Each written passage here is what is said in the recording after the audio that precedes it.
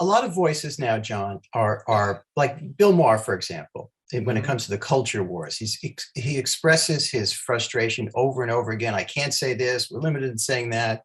We have to Mhm. wear a gag, and this kind of expression. Right, Comedians but are talking all the time about, well, I feel I can't do this. I can't say that.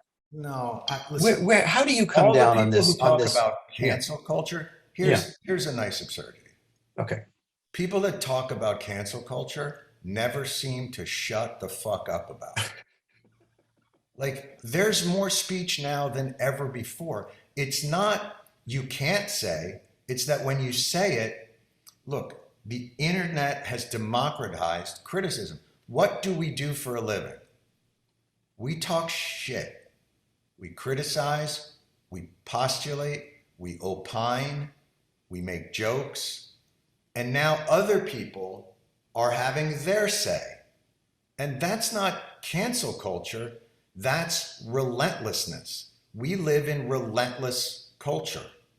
And the system of the internet and all those other things are incentivized to find the pressure points of that and exacerbate it.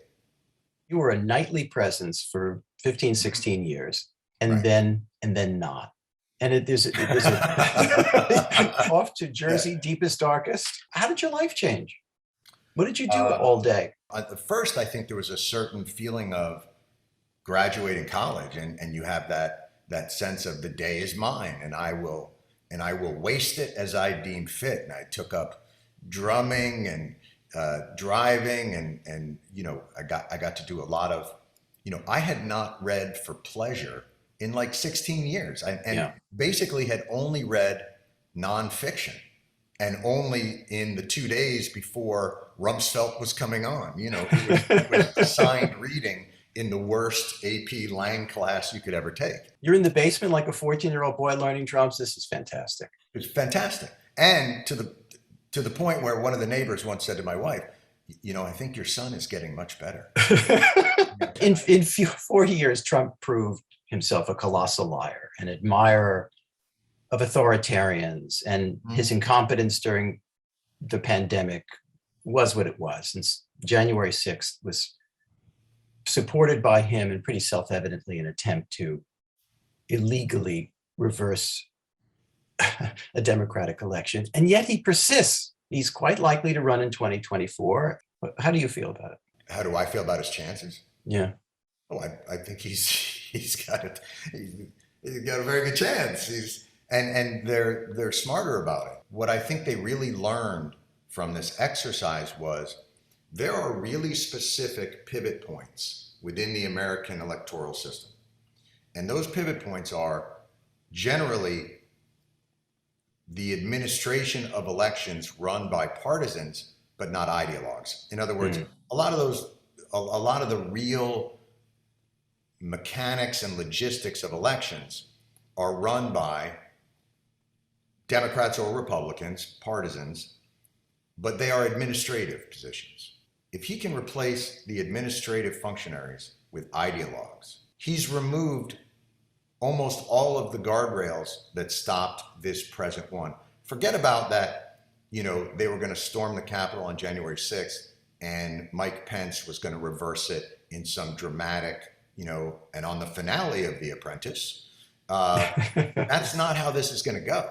It's going to be an administrative coup, but it'll be a democratic coup. So it won't be a coup, and it will bring about a kind of early stage minority rule. The actual danger of what happened is that it exposed a fragility at a level that is not flashy or sexy or known. The environment is falling apart. Democracy is in peril. Need I go on? This pandemic that's not only endangering the health of people, but their mental health. Uh-huh. Where resides your optimism? In the resilience of the human species to move forward, to that it's a pendulum. And I came of age in the late 60s and early 70s when the best people this country had to offer were all killed. and the Vietnam War raged, and the President of the United States was a liar, and it exposed certain realities of power structures. And so I don't look at today as uniquely flawed or uniquely troubling or uniquely, I look at it as all of the time periods that have come to pass. You know, my parents came of age in the Depression and World War II.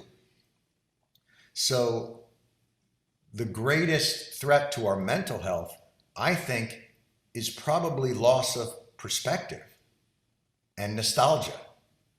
And the idea that the travails we face today are somehow uniquely threatening. Now, I'm not minimizing what we face, but adaptability and resilience and the willingness to sacrifice and to do good and to elevate and to illuminate don't ever leave us. And they haven't ever left us. And they're not leaving us now. Jon Stewart, thank you so much. And thank you for everybody for making this festival possible. And thank you to everybody who put it together. Thank you. And thank you for the free subscription. Is that what I Yeah, that's coming your way. There you go.